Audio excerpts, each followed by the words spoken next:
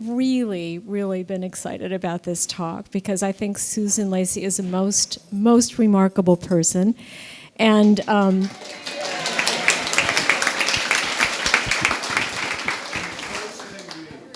I hope she can endure the unfriendly crowd. I have to read this because there are so many accolades that need to be made. I don't want to miss something, so forgive me. Usually I try not to read from a paper, but in this case. Susan is someone who has actually made a significant difference in America's awareness of its own cultural strengths. I think that's so extraordinary. I remember becoming aware of American Masters, the famous series she invented on WNET PBS, shortly after it began in 1986, and I remember thinking, what a wonderful idea. But I would never have guessed that the person whose vision it was would become a friend, and a friend who, as American Masters executive producer for nearly 30 years, earned the series 27 Emmy Awards, including a remarkable 10 in a row for Outstanding Nonfiction Series. It's an unheard of achievement.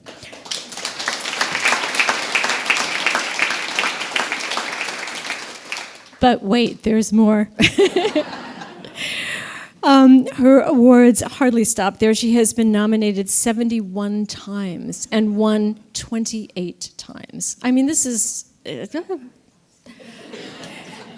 American Masters received the 2012 and 2013 Producers Guild of America Award for Outstanding Producer of Nonfiction Television, the 2012 IDA Award for Best Continuing Series, and 12 Peabody Awards. She notably produced John Hammond, From Bessie Smith to Bruce Springsteen, Unknown Chaplain, Buster Keaton, Hard Act to Follow, Paul Simon, Born at the Right Time, Alexander Calder, F. Scott Fitzgerald, Winter Dreams, No Direction Home, Bob Dylan, Andy Warhol, a documentary film, Jerome Robbins, Something to Dance About, Lennon, New York City, John Lennon and Yoko Ono, Lena Horne in Her Own Voice, Elia Kazan, A Letter to Ilya, Charles and Ray Eames, The Architect and the Painter, and Judy Garland, By Myself. American Masters also received Grammy Awards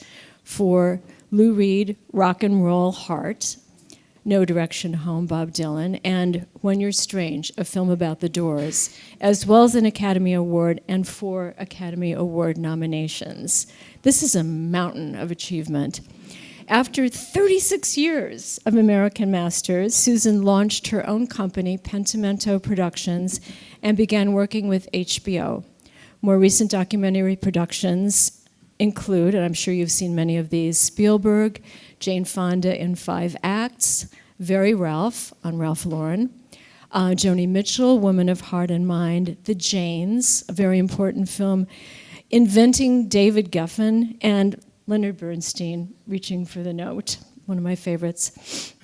There are a few people we could be more gifted to have in our community, and in addition, Susan is passionate about Sag Harbor, a place she has chosen to call home. We're so grateful. And we are now going to be treated with a taste of her work, a short sample reel, after which we'll talk, and then you'll be welcome to ask questions. But Susan, I'd like to know what you would like to say about the reel before the audience enjoys it. It was the hardest thing in the world to put together because I was looking at, I only pick films I directed. Oh, sorry. I only wanted to put in films I directed, and I started looking at them and going, oh, okay, I want that sequence in Israel with Leonard Bernstein. Oh, no, I want West Side Story. Oh, no, I want this. I had the hardest time choosing, and then I thought, I better pick things that are concise so that this reel doesn't go on for the entire hour. So I picked things that showed a diversity of approach in documentary filmmaking, and that could be done in short bits, as opposed to an extended, terribly emotional and intellectual sequence. So I apologize if some of these seem a little lightweight, but I didn't want this to go on forever. And hope you enjoy it.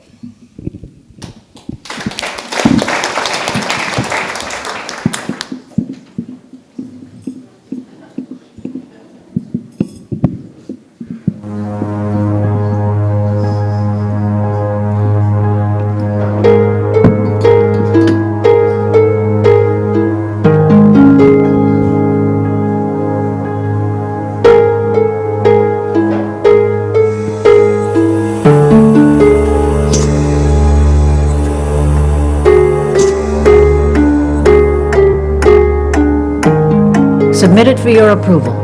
The man in cardiac crisis is Mr. Rod Serling, writer, producer, and agent provocateur of a certain electronic medium he helped to create, and which, by way of thanks, kindly ushered him out the door.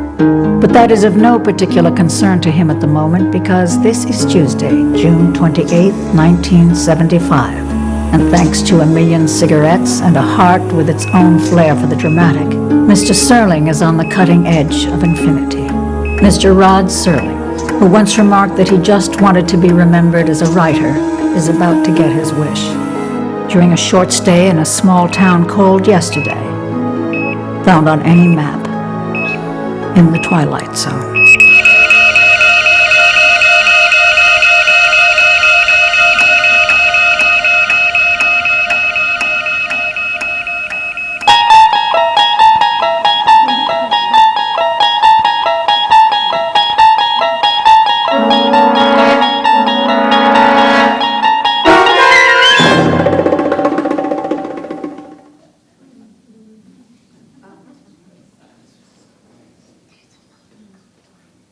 I've always thought that each person invented himself for whatever reasons, through whatever circumstance, through whatever he has gone through, that we are each a figment of our own imagination.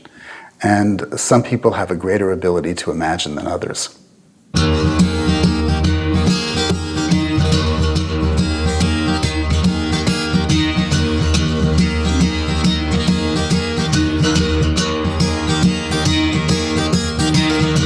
One morning I woke up and I knew it all.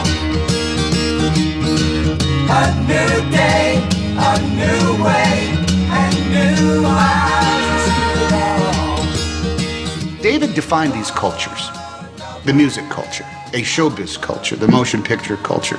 He defined it, he built it. He shifted the shape and nature and methodology of the modern record business. He was our patron, you know, the Medici of rock and roll. The sky is clearing and the night. I don't think people get to be successful without ambition. And I don't think people get to be successful unless they have very strong egos. But I don't see either of those words, either ambition or ego, as pejorative words.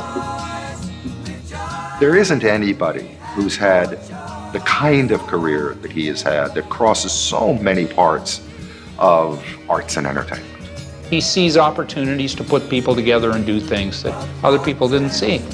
That's why he's David Geffen. And we're not. If he wanted something, he was going to get it. Nothing and no one was going to stop him. One way or another, he would outsmart you, out-talk you, or out-yell you. And his dog bites. And it doesn't always growl first. David comes right at you, okay? You know, when you get to a certain point in your life and everybody's afraid to tell you the truth, David's never afraid. David Geffen in 3 words: constantly, ruthlessly honest. Very giftedly non-diplomatic. Balls. 1 word. Fashion. Funny. And neurotic. Can I have 4?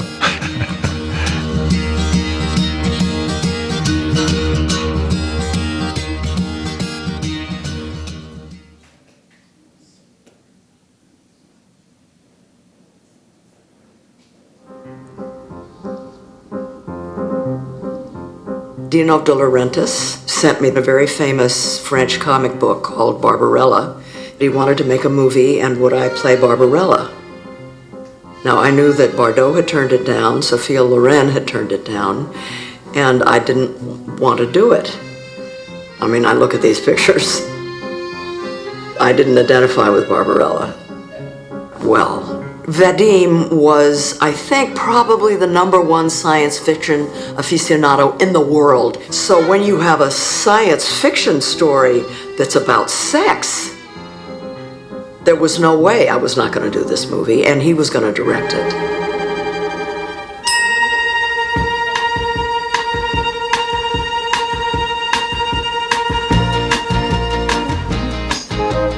Vadim wanted the film to open with a space striptease.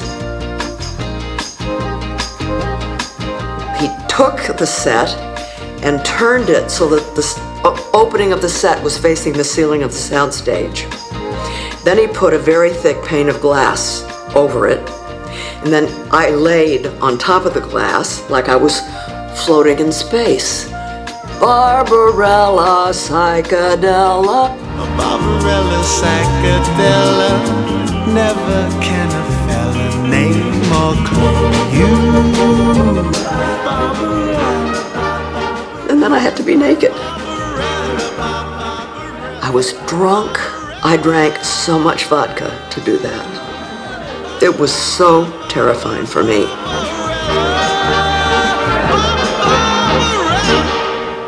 And then the next morning we hear that a bat had flown between me and the camera that was hanging from the ceiling and spoiled the take, and we had to do it again. Oh, God. So the take that actually got used, I was not only drunk, I was hungover too.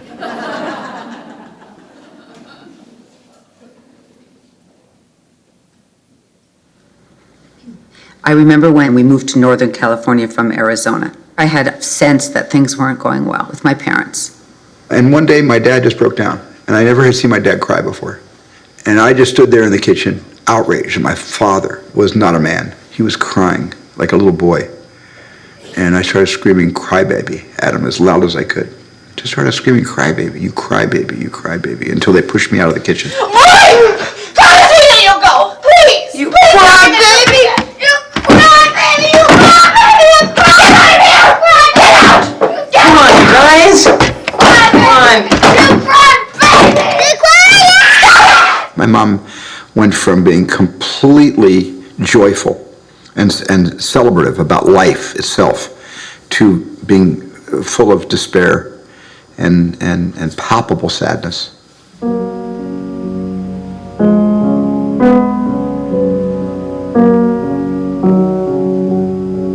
I would see my mom going into the living room and playing some Schumann and crying.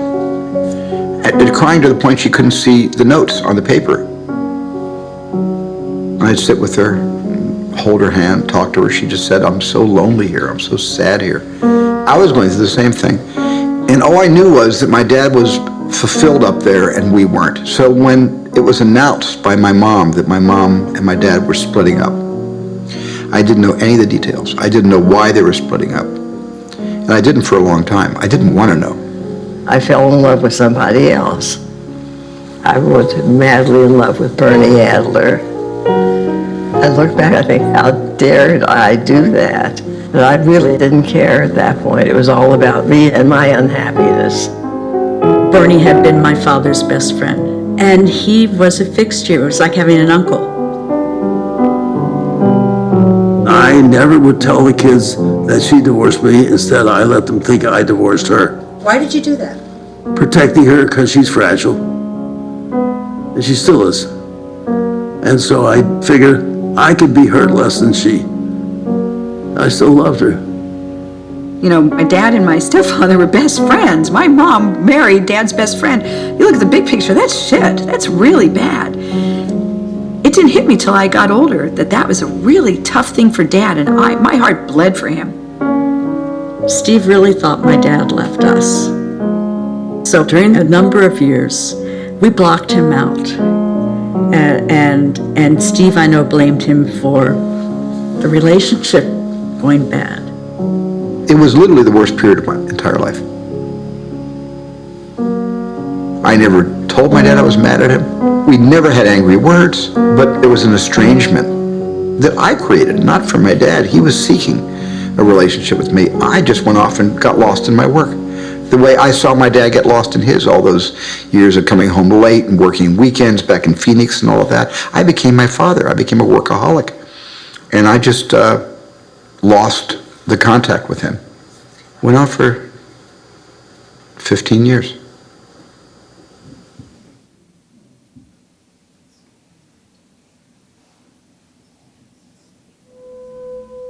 I remember once he had had a patch of not great work and not great health. And he was sitting there one evening and saying, "You know what? You know where I am now? I'm at the zenith. I'm at the peak. I'm at the absolute peak of my decline."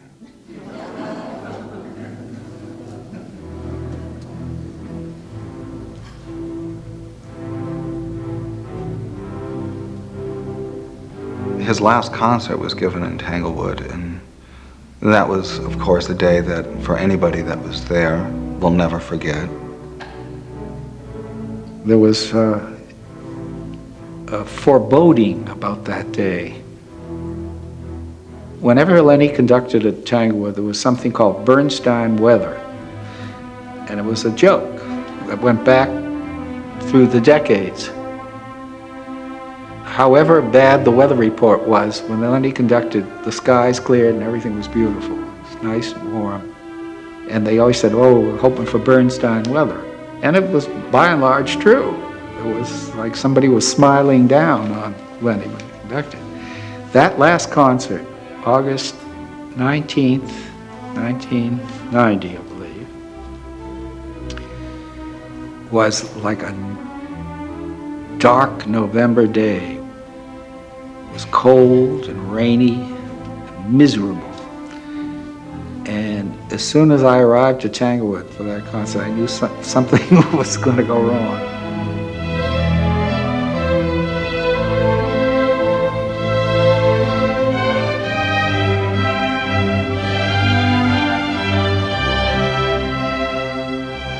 Towards the end of his life, all the things he felt insufficient about or not realized, he would take out on the music and sometimes stretch it to a point beyond the limits that it could reach. His interpretation changed, it grew. Very often the tempos were slower. I think he didn't want the pieces to end. He just didn't want to let go.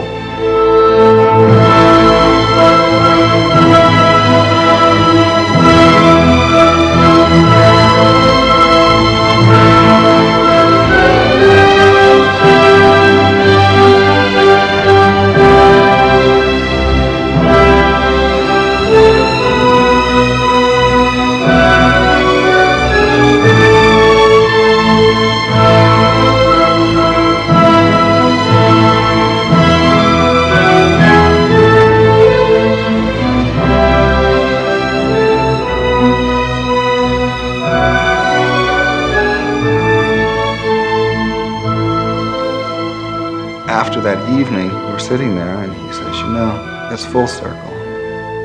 I did my first major concert at Tanglewood, and I did my last.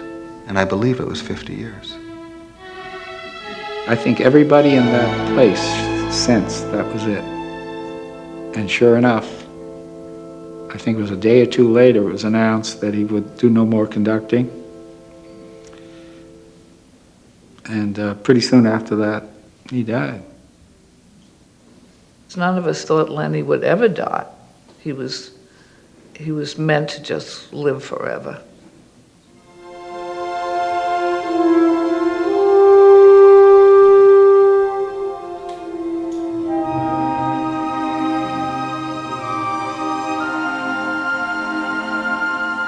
His music is intensely autobiographical, so the pieces do reflect his early, middle, and late years in that way of optimistic, reflective, and then concerned, sort of almost desperate that all of the disparate themes will somehow come out in the end, that there will be some kind of resolution and peace. And that word peace was so important to him.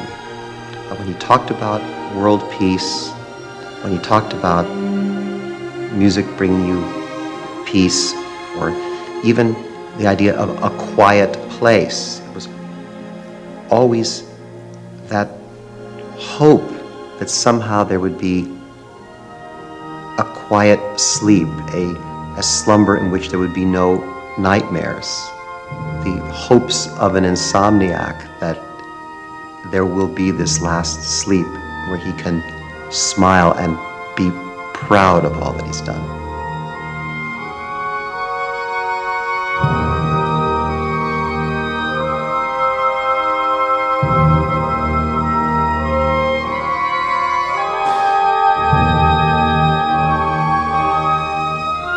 In the beginning was the note, and the note was with God.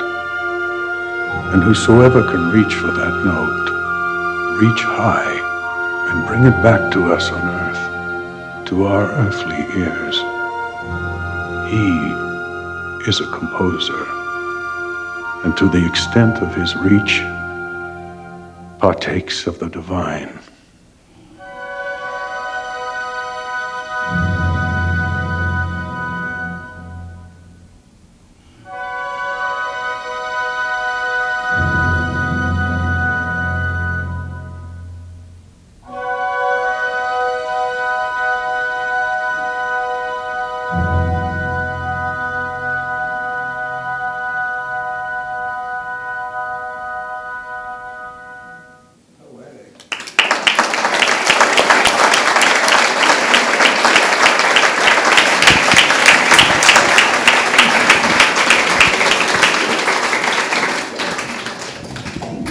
Wow. I do know I have to say something. You have to pick a Not mentioning that opening Rod Serling sequence, which I wanted to frame this film like a Twilight Zone, obviously. And I couldn't have done it without the great cinematographer Fred Murphy, who is here tonight.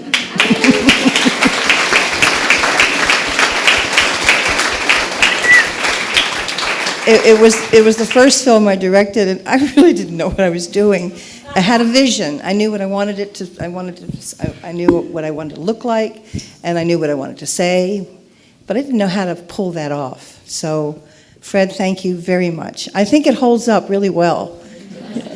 And I wanted to mention also that the voice at the end here of my Lenny voice is my good friend Harris Yulin, who couldn't be here tonight and because he's in the city. But he's a resident here and a very good friend, and we became good friends through that. And also the narrator of the Rod Serling is my good friend Lee Grant. So I always pull, and all those doctors and stuff in that scene were all friends too, so. Because PBS budgets didn't allow me to do union. Anyway. They all looked so convincingly alarmed. You were quoted as saying that American Masters is a comprehensive library of the giants of American culture whose individual stories are connected. I wanted you to talk about that because particularly in the David Geffen sequence, when all of those record covers and movie posters and magazine covers are kind of spilling through the screen, there is this sense that there are these people who are nexi? How do you pluralize nexus? There are all these nexuses going on that do. I mean, there is a connection. But I wanted to know more from you about how you feel that the individual stories are connected. Well, that's a very big answer, but it also has everything to do with why I wanted to create this series. Let me just go back a little bit. I went to public television in 1979, and I was the deputy head of arts and performance programs, and we were doing full-scale dramas, full-scale ballets, full-scale orchestral programs, and I was always like, I want to know all about the people who created these magnificent things. And I had been an American Studies major and a very serious student, many degrees and all that stuff. And the thing that had brought me into American Studies and it fascinated me was the interconnection between the life, the art, the politics, the cultural milieu at the time, the societal conditions. And I thought, I want to make a series that explores that in American culture. and also reminds people of who our great cultural giants are. Because I really had a sense that there was going to become the day when you would walk down the street and ask somebody, who's Hemingway, and they'd say, who? And I really felt it was incredibly important to take advantage of the technology and to create a library of American cultural history. How it connects, I mean, I had always hoped that there would be a way to program the series so that I could lay out those connections in some way, but the way funding works and everything else, I basically couldn't really do that. I had to, get what I could get money for first. And so the series didn't have a cohesiveness in that way, where that one show would lead to the next and you'd understand that connection and there would be, some way to do that. I couldn't do that. But I think taken as a whole, it's a kind of a remarkable library. I'd actually wanted to bring a list of all the programs, but I couldn't find a concise one that I could print 100 copies of, and so I gave up on that idea. But and it Did was. you hear what Jessica? She just said. Susan's daughter Jessica just said it was 86 pages long. Well, it was anyway. So I set out. I had this idea to do this, and in 1983, I had this idea, and I thought everybody would jump at it. Oh, what a great idea! No, that is not what happened. PBS was like, who cares about artists? If this was such a good idea, somebody else already would have done it. That was my favorite response. And I was like a dog with a bone, quite honestly, I really was. I knew this was important. I wanted to make this happen. And so I set about doing that. And I got my first little grant. And literally 2 weeks later, I got a phone call from Robert Redford, asking if I wanted to come and do something, a pretty important program, new program at Sundance. And I was quite torn, and so I met with him, and I told him about this idea that I had, and that I really wanted to do that, and would it be, if they offered me the job and I took it, would they be okay if I continued to develop this? And he said, as long as it doesn't interfere with your job, sure. So I went to Channel 13, and I said, I'm leaving, but I want to continue to develop this. And I did the stupidest thing I've ever done in my life. I said, you don't even have to pay me. But just let me do it. And okay, but Susan, remember, if it ever happens, which they never thought would, we own it because you had the idea while you were here. That was the second stupid thing I did. I said, okay. None of that matters now, but looking back, it would have been a lot easier to deal with if I didn't have to deal with all of that at the same time. But anyway, so I went to Sundance and started developing this series, and in 1986, amazingly, it went on the air. And I wanted a primetime slot because I had been warned that if you don't have it in prime time, it'll just disappear. And they wouldn't give it to me. And I said, why don't you put it on in the summer? Because there's nothing else on the summer except repeats. Oh, okay. Which meant we got all the covers, all the TV covers, because the critics loved that they had something to write about that wasn't a repeat. And it just took off. And we found an audience. It built over the years. It took a while for PBS to recognize it, and they never funded it properly. And I shouldn't go on about that, but it did make it more difficult to pull off. But eventually, it was like the little engine that could, and it became an institution, much to everybody's surprise. Which was the first film? It was called Private Conversations, and it was made by Christian Blackwood. And it was, who was a good friend of mine and a good friend of many people here. And it was a behind-the-scenes look at Dustin Hoffman and Arthur Miller creating Death of a Salesman for television. And it was a remarkable film. And that was the first number one film. Yeah, I think that I was going to suggest, because my second question was, did you begin the series with that? Some nice music coming in here. Wendy, of all people. I've outed her. We love you no matter what. I actually asked that question because my next question was going to be, is that something that you began the series with? So you started with a vision, and then as you were starting to think about the series progressing, did you pick filmmakers first? Did you pick subjects first? Did you pick subjects and look for filmmakers who could do them justice? How did you proceed? All of that finally that was it. But the first year, because there was so little funding, and I knew that the reason that there was always going to be a filmmaker who was going to follow a passion and make a film about somebody they wanted to make a film about, but they would have to do it on their credit cards or their parents' credit cards because there was no place for it on television. And that was the key thing here. If you create a place for these to appear, then funding might flow. But for that first year, I put out a submission, and thousands of films came in of people who had almost finished a film but couldn't quite get it to the finish line because they didn't have the money. And I picked 15 and put finishing money into them, and that's how we first launched the series. And because we didn't have the money to make anything from scratch. I didn't know if there would be a second season. And then when they said, okay, a second season, then we had to actually start making them. And so I had a list. I started with a list of who I thought were who were the most important people in theater, who were the most important filmmakers, the most important choreographers, the most important musicians, so forth. If you were going to do a book, who would be the 10 top people that would be in that book in that field? And I started chipping away at that. And sometimes I wanted to work with the very best filmmakers. I did not want drive-by films. I did not want A&E biography, which actually came after American Masters. I wanted films that would stand the ages, and that would be as powerful and great and excellent as the people we were making films about. That cost a lot more money than I got from PBS. So we started having to go out and really put the money together to make these films.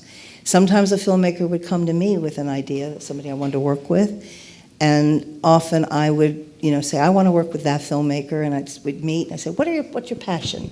What do you care most about? And somehow these marriages got made, and then it would take, usually at least a year to make them. Mm-hmm. A&E Biography did them in 6 weeks. Just point out. Wow. And how do you feel that this series changed as it progressed? Oh, I think we got better. I think we got better and more sophisticated as co-production relationships opened up where we could get money. I mean, I remember the first time I went to Cannes on my very own. I was just starting this series, and I look back and I go, who was that young woman who just got on a plane and went to Cannes and walked around and told everybody, I'm starting a series called American Masters. Do you have any interest in it? And I met all these commissioning editors from, BBC and all these, Germany and Italy and so forth, and formed relationships. And that sometimes resulted in them coming in with money for films they'd be interested in, all those kinds of things that I think are less interesting to people, but without doing that kind of thing and without forming those relationships around the world, a lot of these films wouldn't have gotten made. And then there was a very important DVD market, which helped a great deal in terms of getting advances against films that people thought would be have a market. So as funding kind of more opened up, we were able to make bigger films, more theatrical kind of films. And so the biggest problem I had all the time with PBS, and it's so funny, I had an email from somebody at American Masters today because I was asking for this concise list. She said, we just had one of those horrible meetings with PBS where all they want are the star names.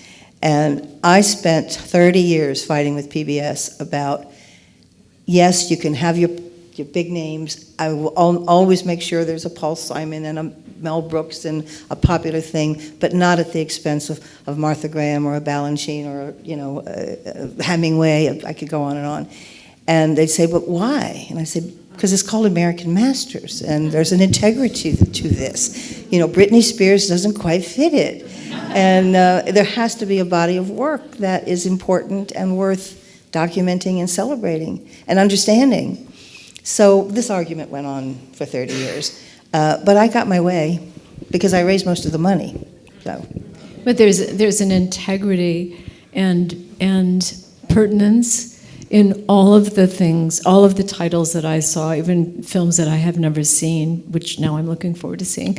And it seems like the insistence that you had about focusing on, I don't want to pick on Britney Spears or whoever you mentioned, but to be able to have Rod Serling and Stephen Spielberg and Leonard Bernstein, and all of that variation, it's truly American, and we are the biggest distributor of entertainment and pop culture, American culture. I don't even know what to call it exactly.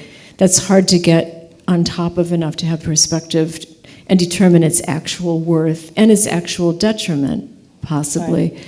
But I think that you've stood for something that's extraordinary, and you've managed to make it it was an incredibly popular series.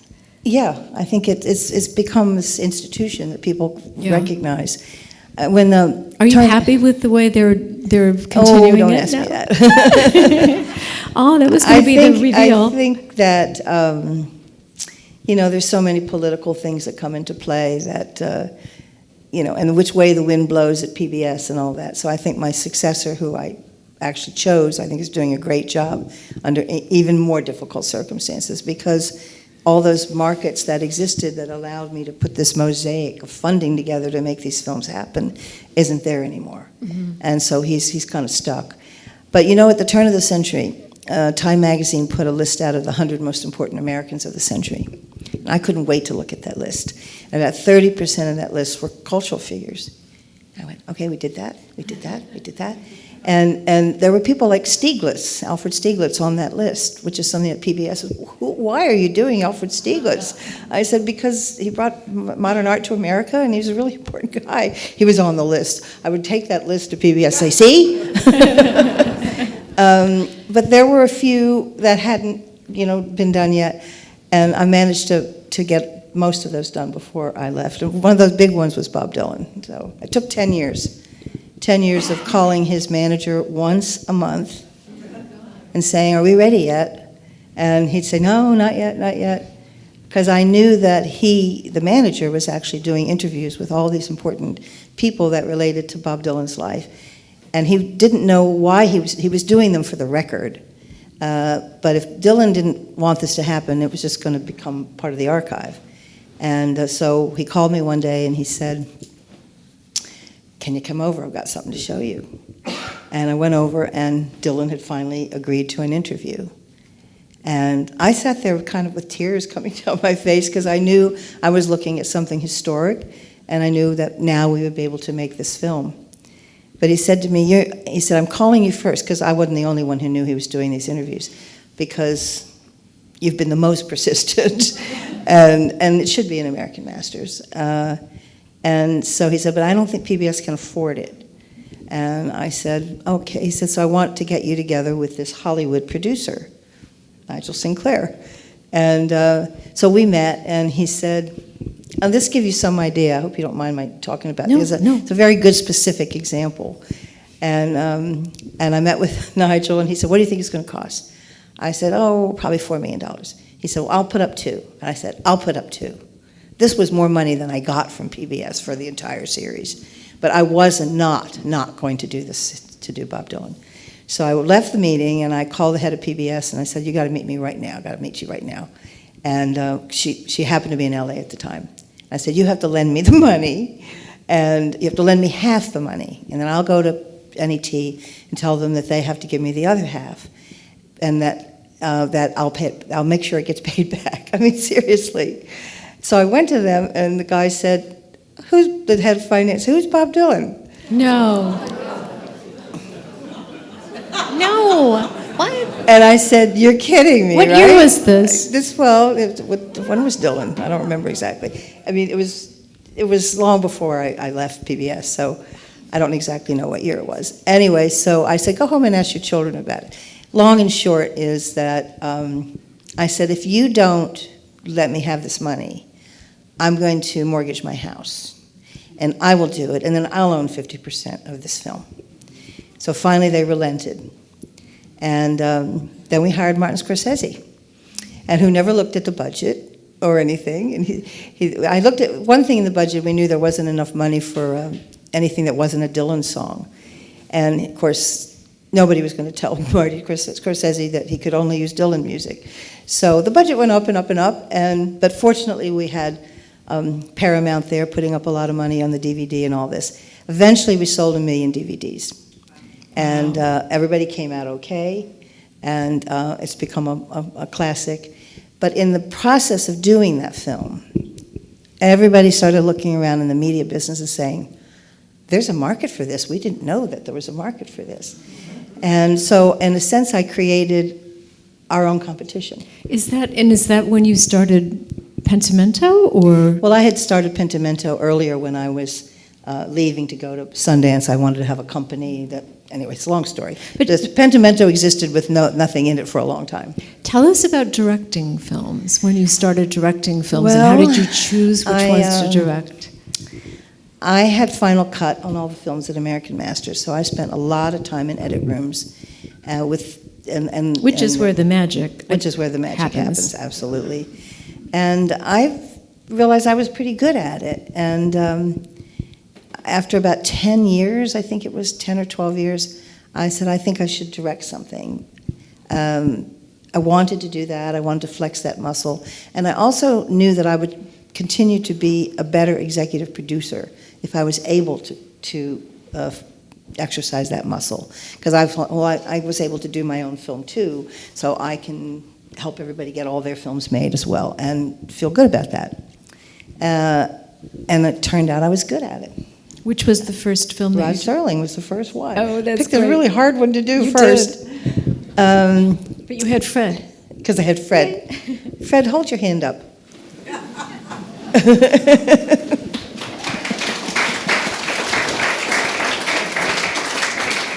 It's a lovely film, and it's unfortunately out of rights, so it's hard to see. But so how did you decide which films to direct, or were you yearning to direct certain people? Well, I definitely wanted to do Leonard Bernstein my whole life, and that's where my family comes in. I come from a family of musicians. My mother was a concert pianist. My father was a violinist before he had to give up that dream and go into business. And I was raised in a musical home, a very serious musical home, and loved music. And Leonard Bernstein was like a hero in our house. And so I really wanted to make a film about Leonard Bernstein. And I've made films about, I've directed more films that were in that. I've done Paul Simon, I've done Joni Mitchell, I've done Lena Horne. I'm drawn to musicians, and I'm drawn to music. And there are a lot of musicians in the series. You know, by the time I left, we had done 215 films. And many of them are musicians. So. Yeah, the use of Beethoven's Seventh in the Leonard Bernstein film is so moving, because you get to this point of quiet, which is also a big part of the message of Bernstein, a rest stop, if you will. But that moment when you're just montaging the photos of him and letting the music tell it is just heartbreakingly beautiful. Well, that's one of the things that I think is really important about length. Another thing that they used to always say to me is, why don't you just make them shorter? And I'd say, well, we can do Hank Williams in an hour, and James Dean we could do in an hour, because they died when they were 23. But you're not going to do Leonard Bernstein in an hour. It's not doing justice to the extraordinary work and the man that he was. So one of the reasons that they need to be longer, and my films are getting longer and longer, is so that it does play out, so that you're not hearing 30 seconds or 10 seconds of music. You are feeling the artist. That was the main thing I wanted to do with these films, is that you really understood the work, you understood the person behind the work, and you wanted to know more about it, you wanted to experience it, but you got a really good taste of why it was important and why it was great. Well, in the case of both, for instance, just to name two, Spielberg and Jane Fonda in 5 acts, that just raced along. I mean, they're long films, but they're so pleasingly dense, because they give you such a total picture of the subject. And Is that something that you were able to do after Pentimento and HBO? Or did you feel like you had more agency to spend whatever time you really needed? Yeah, I mean, HBO came after me. I didn't think I would ever leave American Masters. I mean, I kind of opened a vein for it every year. I thought I would be taken out, feet first. But I got a phone call from Richard Plepler, who was the head of HBO at the time, and he said, "I'd like to meet you." And he said, "I think your films are great. Why don't you make films for HBO?" And I said, "Well, I'm an employee of Channel 13. I can't." And he said, "Well, what would it take to get you?" Long story. They got me. And at one point I said, "Why would I do this, Richard? I have my own series." And he said, "Aren't you tired of raising money?" And I went, "Oh yeah, I am tired of raising money." Yeah. So, but the beauty of a place like HBO, and I hope it continues, is that there's no time slot. I mean, PBS has very rigid time slots. They say, make the film that needs to be made, and how long it needs to be, and we'll make it work. Mm-hmm. That's quite wonderful. Are there any inside stories you can tell without feeling that you're betraying anything? Just because you're such a good raconteur, Susan. Well, I have a million stories, and there's no, one of the things I'm really proud of is that we never had a single subject be unhappy. Oh, really? We were never sued. We were never injunctioned. Any of those things that can happen when you're making films about very famous people, either the people themselves or the estates, except one. I don't remember that now. Someone who said, "You can't put that in there. How dare you?" We're making this film about Paul Robeson, and it was kind of a round-the-clock situation for a lot of reasons. And his son was relentless about the conspiracy theory that the government had murdered Paul Robeson. And he called me in the middle of the night. He said, "I'm coming there. I'm coming in." And I said, No, you can't. You can't come in. He said, "I'm going to break your legs." Oh, my God. So I called my boss. It was like 2 o'clock in the morning. And I said, "I don't know what to do here. Should I get a bodyguard?" And she said, "Well, if he comes back, let me know." But he didn't. When I was making the film about Joni Mitchell, she said, "I'm coming to the edit room. We don't allow it, and we don't show the film before it's finished to the subjects. There's no editorial control." But I really love Joni, and I didn't want to piss her off, and so I said, "Okay." So she came, and within the first few minutes, Stephen Holden was doing one of the interviews, and she said, "I don't like him. I don't want him in my film." And I looked at her, and I said, "Well, I'm sorry that you don't like him, but that's not really your decision." I thought my editor was going to faint. I really did. I said, "Well, Joni, why don't we just watch the film and see how it goes?" So about 10 minutes later, when she realized she was in good hands, she reached over, she patted my knee, and I knew everything was okay. And then she said, "I'm coming back tomorrow." I said, "No, you're not." And she said, "Why?" And I said, "I'm not ready to show it to you. I'm not ready to show you the rest of the film." And she went, okay. But one of the most remarkable experiences I had is when we did Paul Simon, and went on this Rhythm of the Saints tour, which was the tour following Graceland. And this is another situation where you just have to... I met with him, and I said, "I want to really make a film about you." And he said, "Okay." He said, "Oh, and by the way, I'm going on this world tour, and it'd be really nice if that was documented." And I went, "Okay." And he said, "Yeah." I said, "When does it start?" He said, 6 weeks in China. And so I went, "Okay." So I went back to the station. I said, "I have good news, bad news. I've got Paul Simon. I have an exclusive, and it's going to cost well over $1 million, and I have to be in China in 6 weeks." And I got one of those things where, again, had to, threaten to mortgage my house. And so I think he was so surprised when we showed up there.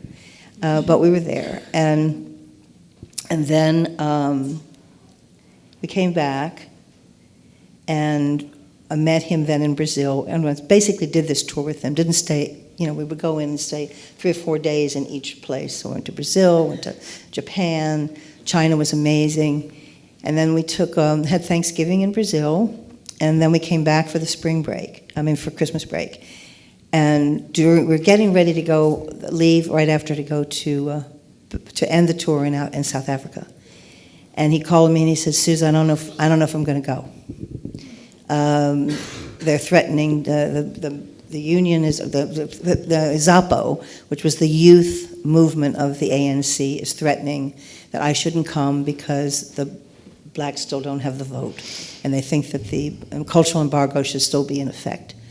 And I said, "Well, what do you think I should do? I've got $16,000 worth of airfares."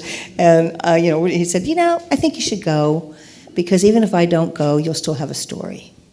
Okay. We get on the plane and we stop in London for the night, and the next day we get on the plane to Johannesburg, and all the headlines: Zapo's going to blow up the stadium if Paul Simon performs. Oh my God. And so we got there, and I didn't know if he was coming or not. And the press got hold of the fact that so I interviewed all these Zapo people. I interviewed the people who were threatening to blow up the stadium. I got a story, and then the press got the impression that we kind of knew where Paul was if he was going to come or not. So they called me and they said, "We want you to go to X airport, and because they'll probably follow you," which is what happened. And he came in at another airport, and the next day, you were a decoy. Yeah, we were the decoy. We were the decoy. So the night before the concert, they did blow up a building in which the sound equipment was. And there was nobody there. It was 3 o'clock in the morning. Nobody got hurt. But Paul calls me the next morning. He said, "I don't know if we're going to perform." And I said, "When are you going to make that decision?" And he said, "Well, I have to meet with the band, make sure they're okay about it." And I said, "I want to film it." And he said, "I got to ask." I said, "Paul, we've been with you for 4 months now. Let me just set it up. And if they have an objection, we'll leave. But it takes a while to set it up."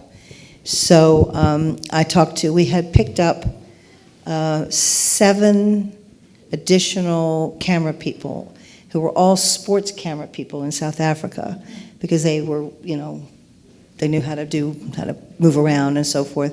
So I met with them. I did the same thing that Paul was going to do with the band. I said, "Look, this could be dangerous, so if anybody doesn't want to do this, it's okay, but just let me know." And everybody said yes. So we got like a bulletproof vest for everybody. And Paul met with the band. I filmed it. And there was this guy named Ray Peary, who was the Eric Clapton of South Africa. And he gave this "give me liberty or give me death" speech. "I'd rather die on stage than give in to this." And there was this quiet, and all of a sudden Paul goes, "Well, I don't know about that." Anyway. All this is in the film, and it's a wonderful sequence. So we got there to the venue, and it was really scary. I mean, there were armored, jeeps everywhere. Every 6 feet was a soldier with a gun and a bomb dog. A mean dog. It went off without a hitch, but that was my most exciting experience. It may have gone on without a hitch, but you took a big chance. I mean, that's but courageous. It was also a lot of fun. Yeah, I hope you told Jane Fonda that story in detail.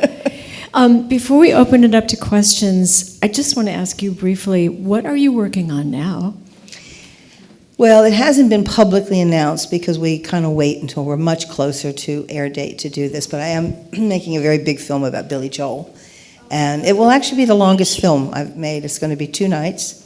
And, it's interesting. When I told people I was making a film about David Geffen, I got a lot of, "David Geffen, why are you making a film about David Geffen?" And That's a great one. And I said, "This man has had a big impact on our culture," which I tried to get through very quickly in the open to show the vast impact that one person can have. I said, "Billy Joel's a lot more interesting than you think, and I think it's going to be a very surprising film. I'm having a really good time making it." Mm-hmm. That's all I'm going to say. Okay.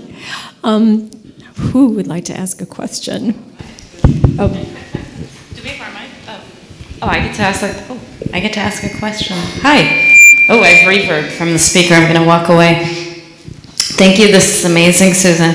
My question is, it sounds so weird. What's with our mics? It's okay. Go ahead. The question is, Who's on your wish list? Who would you like to make a film about and yet have been able to? And be honest. Barbra Streisand. Miles Davis. Mike Nichols.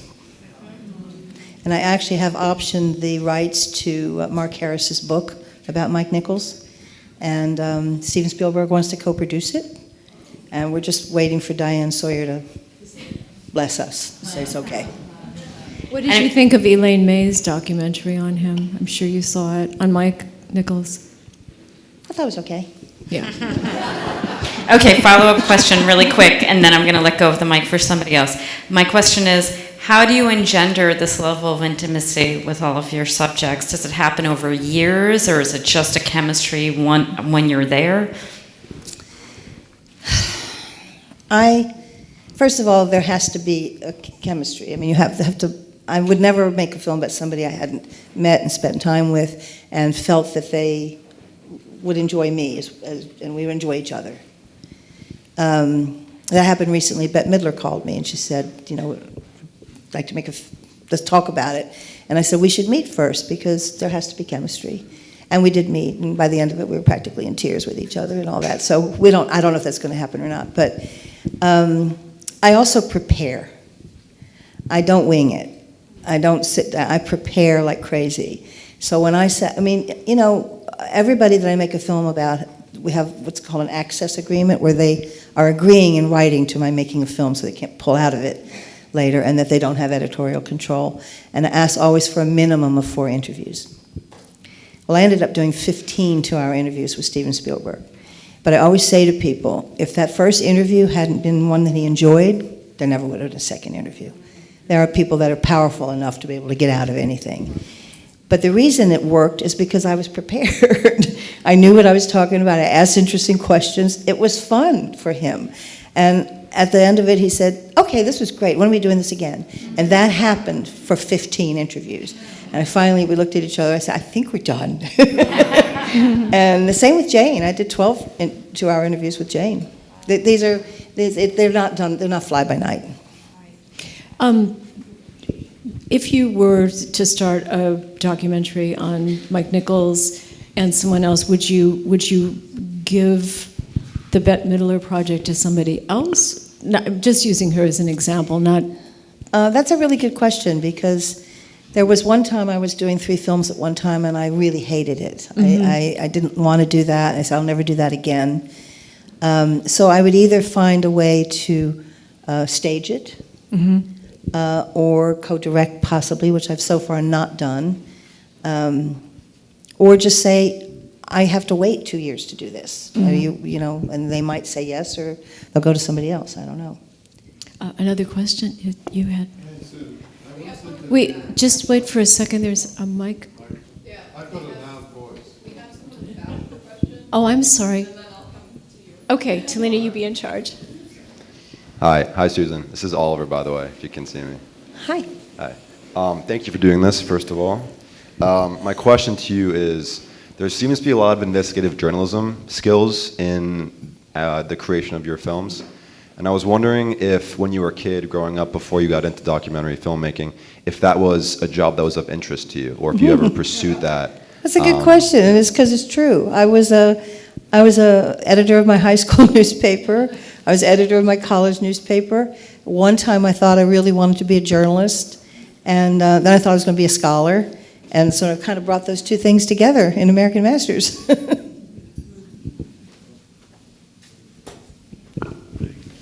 Hi, Susan. Great to be here.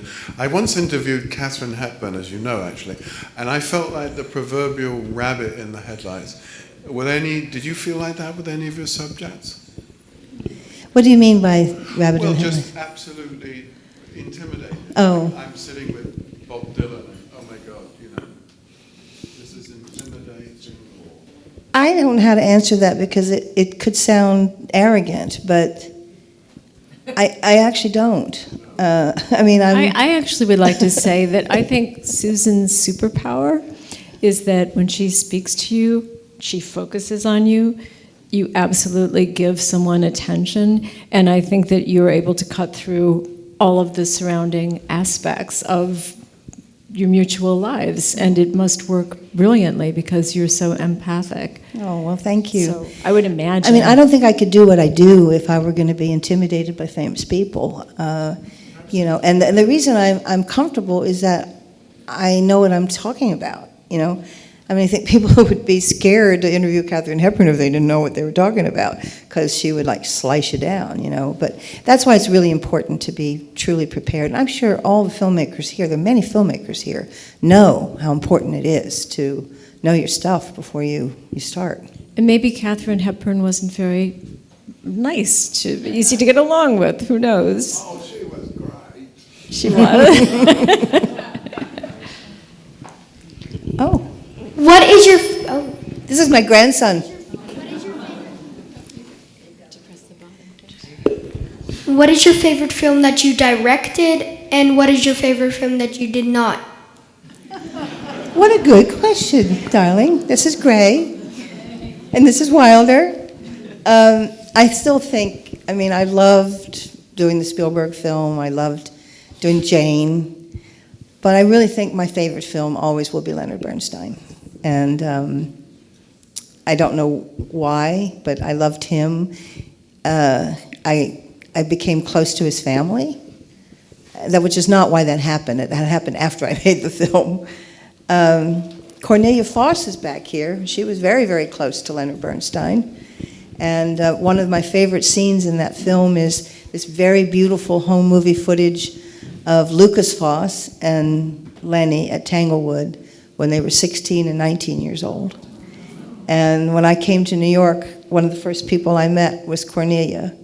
We met because we were singing in German together at a party. And I got to meet Lenny through Cornelia. And I came to New York and I thought, I've just died and gone. I'm meeting all these people that I'd done my dissertation on Frank O'Hara and the abstract expressionist, in the abstract expressionist movement. And then I started meeting all these people that he wrote poems about. And so, I don't know, it's a little weird in the answer, but Leonard Bernstein was a part of my life, my whole life. And you don't have very many subjects like him, actually, who are as deeply rich in storytelling, in the incredible diversity of talent, the complexity of him, and his basically feeling that he'd gone to his grave not doing what he had hoped he would do. He was the man who said he didn't want to be remembered for having written West Side Story. So it was a great subject, great dramatic subject. And what about your favorite film of American Masters you didn't take? Oh, I would say James Baldwin. Beautiful, beautiful film called The Price of the Ticket. And I loved our Martha Graham film, our Robert Capa film. I don't know if you guys know any of these films, but these are extraordinarily good films.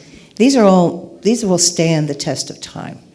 And that was the whole point of American Masters, that it would stand the test of time. I do want to say something, if anybody's interested. When I first started this was before, so long ago, before the technology changed. I always imagined that this would be like the great book series, on people's shelves, all these, Like an encyclopedia of America. And of course, all that changed. But it was so important to me that this library live. And as things went out of rights, because we could only afford to clear them for 10 years, we started changing that in the end. Dylan is cleared in perpetuity, and Lennon NYC is cleared in perpetuity. But most of these films were cleared for 10 years. And as they went out of rights, it just hurt me to think these films might never be seen again. And so I was amazed, and I tried everything. I went to every foundation, I met every rich person, and, saved this library. People who could, and it would be expensive, over $10 million, but, probably more now. And I couldn't get anybody to do this. And then I got a phone call from David Zaslav, who some of you here may know is the new head of Warner Media Discovery, and who had been the head of Discovery. And he said, everybody's talking about your film on David Geffen, which is now on Netflix, and that took a little doing to make that happen. David was like, why isn't my film on Netflix? So we, seriously, that happened. So we found a way to make that happen. And he said, do you have more like that? And I said, do I have more like that? I have an entire library of amazing films that are out of rights. He said, I want to do it. Give me your top 40 titles, and I'm going to do it. I'm going to do it all. And I said, you know, it's going to be expensive, David. That's going to cost well over $10 million. He said, I don't care. So I put a lot of work into picking the top 40 films and, you know, finding out, you know, about where to go to get all that stuff. And then he did the deal with and bought Warner Media and merged them. And then he called me one day and he said, everybody's telling me nobody's going to watch these films.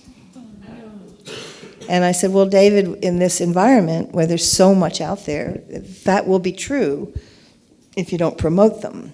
But I promise you, if you promote these and you really promote them, you'll find an audience, and there'll be a lot of gratitude, and you'll be the most brilliant man on the universe to have been the thought of making this library happen. And he said, well, let's start with 4. So we're starting with 4. One of them is Leonard Bernstein, which I told him to hold until Bradley Cooper's movie's coming out, but also Judy Garland, Sidney Poitier, and Marilyn Monroe. And if he promotes them, and if they find an audience, and if the critics and the press, you know, give him a lot of bennies for being the only executive on the planet who sees the importance of this, maybe he'll do more. Watch them. Write letters. Because I really am concerned that these films are going to sit on a shelf for the rest of eternity. No, everyone in this audience is going to help you promote, don't worry. I've got the mic, so I guess I get the question. Hey, Susan. Hey. I know I could ask you this at home, but I thought other people might be interested in your answer. You know, when I think about a documentary, I think, well, I'm going to tell the story of a person from beginning to end. Do you start because it's someone who you're interested in knowing about and you think other people will know about? Do you start with a point of view, a narrative that you've already developed, or do you use the process to have the narrative emerge? I think it's mostly the latter. You kind of know the story. We try very hard not to do cradle-to-grave kinds of films, and to find a core. You know, what is that rosebud, so to speak, so overused word, but what is that will guide you in this film? Mostly it comes in the process of the discovery of the things that you're finding out. I can tell you with Leonard Bernstein, it came, I was given access to his entire Library of Congress. There's a huge room of just all Leonard Bernstein, everything. There was no limits on what I could do. I mean, they even had a little baggie with all his stubbled pencils in it, and his white suit and all that. But I was really interested in the letters and in the things, you know, those things, that diaries. And that's how I came across that poem, that at the end of the, not poem, but that statement at the end of the film. I found that in, you know, like a folder. And I went, that is the key to Leonard Bernstein. The only thing that was important to him, the most important thing in the world to him, was to be a composer, and to be recognized, and to have that, you know, that divine thing that happens. And that became the key to the film. That tied it together. I'm sure every filmmaker has that experience of that, finding that one thing that helps guide you into, oh, that's what this film is about. And sometimes you don't know until you're halfway through. Are your films not all in the Library of Congress? Sorry. No, there are a huge number of films. That's crazy. What are they putting in there? That's where they should be. They should among be paying other for these places. films. Yes, they should. And maybe there would be a way to at least just give them to the library and say, you know, people can't take them out. You know, you can't show them. I mean, you know, rights are serious. No, but does that or the Smithsonian, someone should have them safeguarded. Yeah, I agree. All right, Susan, we're all going to write Susan, letters. one more question. Have you ever done an architect, and if not, who would you do? Have I ever done an architect what? A film on an architect. Yes, sure. We did I Am Pei. We did. Well, Eames wasn't exactly an architect, but we did Eero Saarinen. I mean, I'm just blanking on some of this right now, but yes, we've done architects. Oh, we did Frank Gehry. Oh, that was a great story. Sidney Pollack made Frank Gehry, and he called me one day from the edit room, and he said, "Jesus Christ, how the fuck do you do this? I'm never going to do a documentary again. There's no script." And so he didn't really know, so he didn't know how to stitch it together. So it's called Sketches of Frank Gehry. So it's wonderful scenes, and it goes to black, and another scene. But it was wonderful. I wanted to call it Two Jewish Guys Sitting Around Talking, but he didn't want to do that. Susan, I know you spend countless hours in the editing room. When you pull together all the material, the subject interviews, the other people you talk to, the body of work, in terms of hours, are you editing from like 80 hours down to 90 minutes, or what does that usually look like? Thousands of hours. When I did, just to give one example, when I did Stephen, in addition to the 40-some hours with him, I did 87 other interviews. And, none of them were less than 90 minutes. So just that, and then there's the archive, and then there's all the movies, and then there's all the television appearances, and there's, the home movies. I mean, it's vast, vast, vast, vast. And it's a big job to pull that together. I mean, I'm having that with Billy Joel right now. 50 years, these long careers, and people say 4 hours. I'm gonna have a hard time making it in 4 hours, and it will never be lagging. It will never not be interesting. And it takes at least a year. It should take more. And one of the things I'm worried about in the future is with what's going on in the business, and I'm sure there's many people, David Anson is over there, that what's happening where, budgets are being cut. I'm not sure that that if I wanted to make a series like the series that I ended up when I left having been able to do, I don't think it could happen again today. I really don't. I think that they're cutting budgets. They want only recognizable, current names. The climate is not good for this kind of thing. It's one of the reasons I started the series. Susan, over here. Hello. Oh, hi. I'm so glad you didn't have to mortgage your home in I've Sag threatened Harbor. it twice. I had a question about the films you've made. Have you any of them been catalysts or inspiration for other films? Like, I'm thinking one that, to me, seems to be an inspiration for a film. Seems like Spielberg's recent film is so much of it from your own film. Is that the case, and is there other instances? One of the reasons I picked that particular scene is, and it's so funny because all the interviews about the Fabelmans where I never told this story before. And I'm like, yes, you did. You told this story before, which of course is right, there, right in front of you. But I think so. I do know that many actors and directors would call us after films.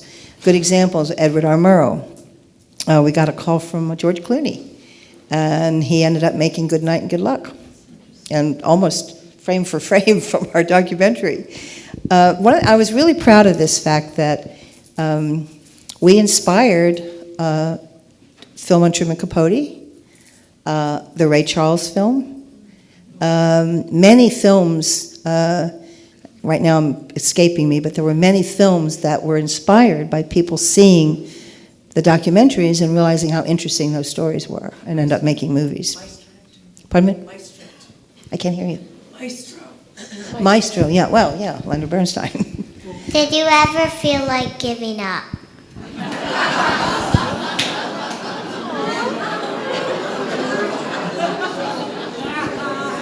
How great is that? There were moments.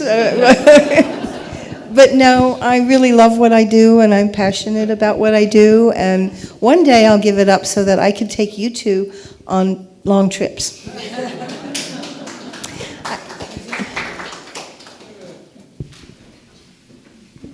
Hi, Susan. Thanks so much. Hi, Barbara. I just want to make a point to both of you. You brought up the preservation of your films. You know that every year there can be campaigns to the National Preservation Board. So you can have a campaign for one of those films to be named one of the top 25 to then be preserved. So you really should get on that. I mean, that's Thank you. That's a reality. But I do have one question. You mentioned the story about your meeting with people to feel what you feel. Have you ever met anybody and walked away and said, I'm not doing this? Can't tell you that, but there have been.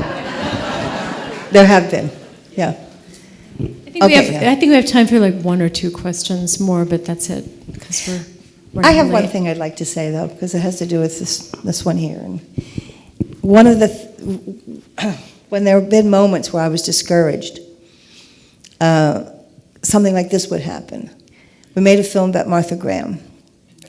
My daughter and my other daughter were at the Joffrey Ballet School, and I wanted so much to make a film about Martha Graham that I took them out of the Joffrey Ballet School, where they were in the Nutcracker at City Center every year, and I enrolled them in Martha Graham. I don't think they've ever forgiven me for that. But I'd go there and hang around, and I'd sit with Martha, and I'd say, "You've really got it." She said, "Susan, I'd much rather they live with the legend." No, never, never, but finally we did it. And then, so it was very important for them to see this film. And we were having a premiere screening at Lincoln Center, and I said to my girls, I really want you to be there. And they were like, oh, do we have to? And we have homework. And I said, just come, and if you want to get up when the lights go down, go ahead. So we have the film, lights come up, and I look at Jessica. She had tears running down her face. And what had happened is she had seen a film about an incredible woman who survived all kinds of things and who changed an art form.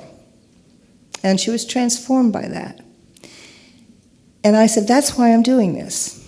This is for all the young people who need inspiration like this, and to understand that these things can happen, that you can make things happen if you have a passion for it. Anyway, that kept me going.